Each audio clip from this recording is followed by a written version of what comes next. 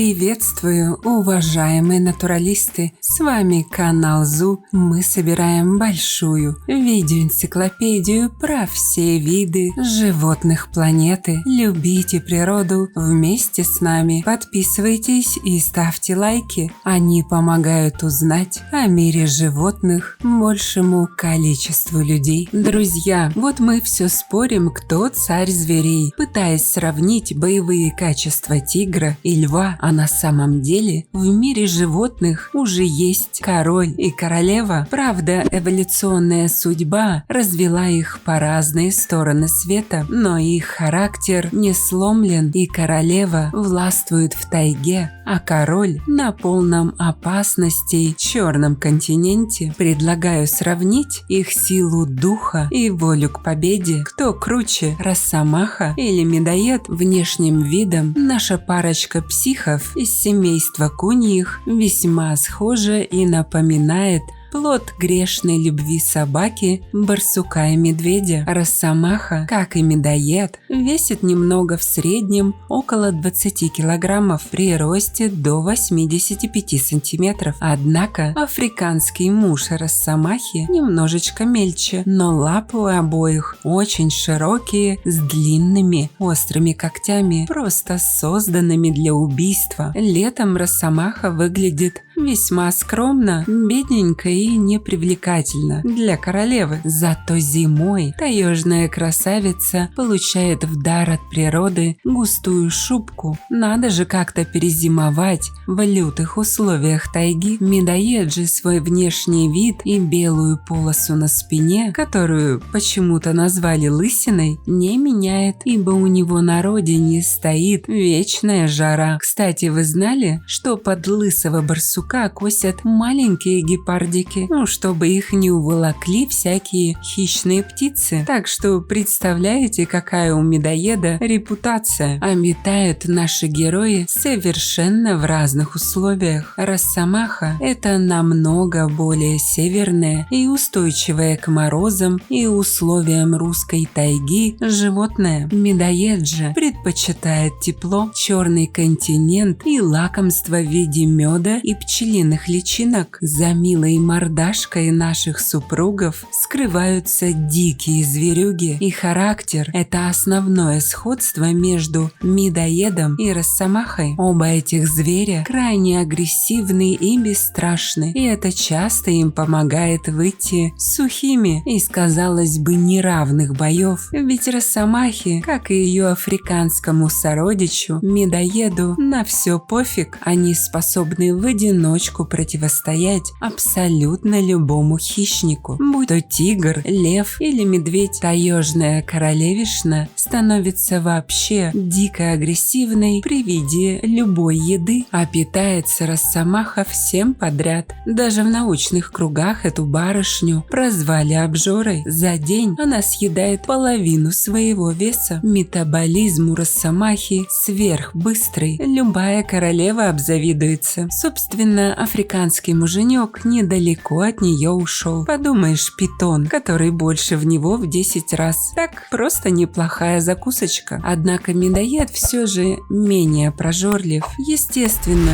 кто захочет набивать себе брюшко в такую жару? Однако это не мешает разорять улья пчел-убийц и объедаться сладостями. В этом ему всегда помогает птичка медоуказчик. Кстати, о ней тоже есть ролик. Вы сможете найти его в плейлисте «Животные Африки» или «Птицы». А знаете, почему медоед способен питаться медом пчел-убийц? Все потому, что у него очень сильная иммунная система и королевская мантия в виде очень толстой кожи, которая и мешает проникать яду глубоко. Кстати, считается, что благодаря этой самой мантии медоед способен вырваться из цепких лап лап почти любого зверя, ибо она хорошо растягивается и даже подвижна. Наряду с острыми зубами медоед также имеет невероятно мощные челюсти. Он может съесть любую часть своей добычи, в том числе и кости. Челюсти медоеда настолько сильны, что наш гость без проблем может пообедать черепахой, включая ее панцирь. Про росомаху и говорить нечего. Эта обжора не оставляет от оленя даже косточек, так что они стоят друг друга. Ну и немного о главном, о королевском характере. Росомаха постоянно огрызается на крупных хищников, отбирая у них добычу. Натуралисты много раз замечали тупую лобовую атаку росомахи на обедающего медведя или волка просто с целью вырвать у них кусок добычи. Ей абсолютно все равно, получит она за это по морде или нет, а такая наглость в большинстве случаев вознаграждается. Нормальные хищники предпочитают ретироваться от этой психической, тем более, что вместе с характером у нее есть сверхзловонный секрет. Рысь, например, вообще воротит от росомашьего запаха. То же самое можно сказать и про ее сородича медоеда, ведь он часто выделывается на африканских диких кошек с фейковой короной или, например, на гиен. Африканский муж росомахи даже занесен в книгу рекордов Гиннесса как самый бесстрашный в мире зверь. Ну а теперь поговорим о любви. Росомахи – это сильные и независимые женщины. Пары они образуют недолговечные. Сразу после спаривания самец росомахи уходит от своей подруги куда подальше, чтобы не отхватить люлей, а лысый барсук, он же медоед, он же ротель, как и большинство куньих, тоже ведет одиночный образ жизни. Медоед, кстати, может спариваться в течение всего года, ибо на Черном континенте всегда тепло, а не только 3 месяца в году, как в тайге. Итак, подведем итоги. Росомаха воистину русская женщина, которая не боится ни зимы, ни волков, и коня на скаку тоже остановит. Она немного крупнее и прожористее медоеда, а соответственно физически немного сильнее. Однако медоед берет свое невероятно сильным иммунитетом и кожей, которую прокусить весьма сложно, ведь она целых 6 миллиметров толщиной, так что по уровню бесстрашия эта парочка стоит друг друга. Характера и силы воли этому Бонни и Клайду не занимать. А что еще нужно, чтобы называться настоящим королем и королевой? Кстати, отвечая на вопрос, кто же победит в гипотетической схватке, скажу, что увидев друг друга, росомаха и медоед просто обнимутся и пойдут дружить друг с другом на брудершафт. Так кто же из них все-таки сильнее, ловчее и круче, медоед или росомаха? Напишите свое мнение в комментариях.